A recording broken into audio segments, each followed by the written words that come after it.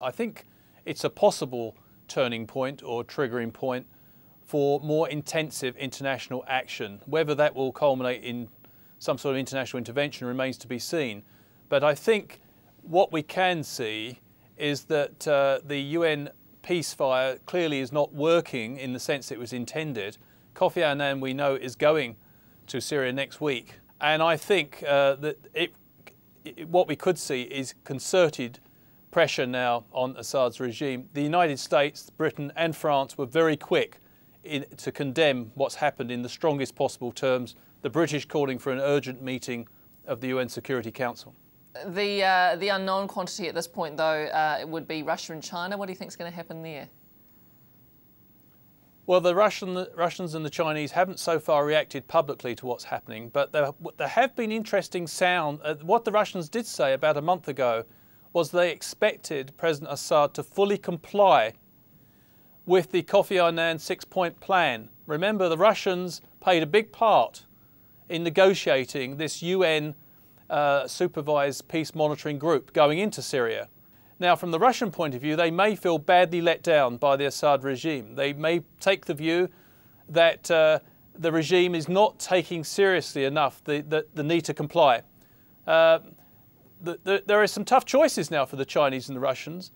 They can stick with Assad as he continues to ignore the ceasefire and carry out this sort of atrocity using artillery and high-range and heavy weapons against civilians in suburban environments.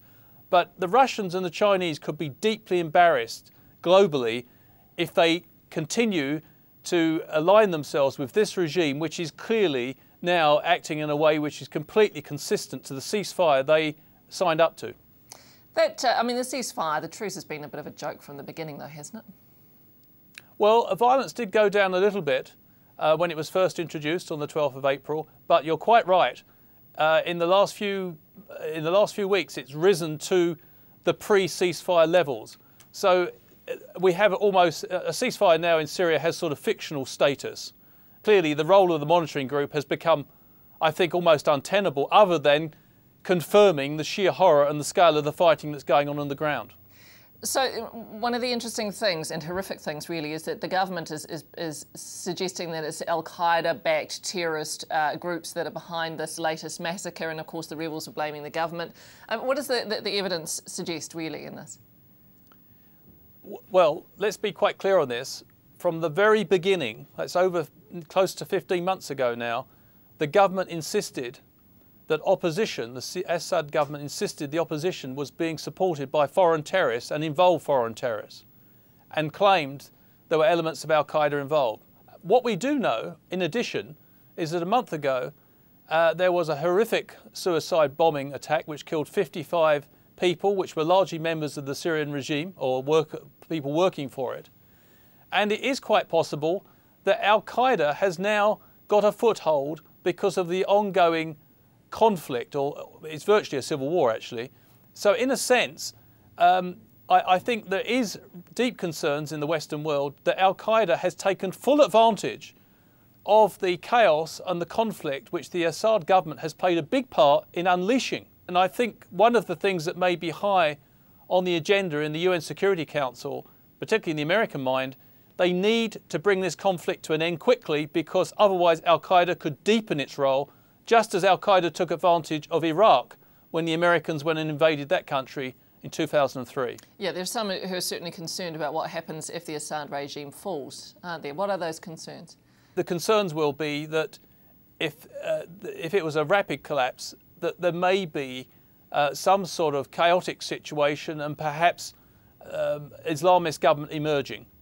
But I'm not really sure that's the scenario. That's the scenario certainly put out by the Assad regime to deter people from supporting the opposition. They're depicting all their opponents, many of whom are moderate, as aligned to the fundamentalist forces of al-Qaeda. One other dimension we should consider here, I think, Miriama, is this conflict has actually spilled over to neighbouring Lebanon. Lebanon, that's which right. is another concern that, you know, I think the Americans may be saying to the Russians and the Chinese, now look, we've given your diplomatic initiative support and we've been patient. But if this situation continues, al-Qaeda could get a foothold deepen its foothold in Syria, and it could spill over into a neighbouring country, which none of which any of them want to see. So at the end of the day, the violence could get worse before it gets better? It could do. I mean, there's one way of, you asked me initially about whether this is a triggering event. It could be a triggering event in deepening the civil war. It could be a triggering event in finally spurring concerted international action from the UN Security Council. Well, what's as your a whole, feeling? What's your feeling? What way will it go? I think there will be now, I think we have reached a potential tipping point where I think the Russians and the Chinese, somewhat reluctantly, are going to have to start supporting the UN Security Council to take more decisive measures to halt the violence in Syria.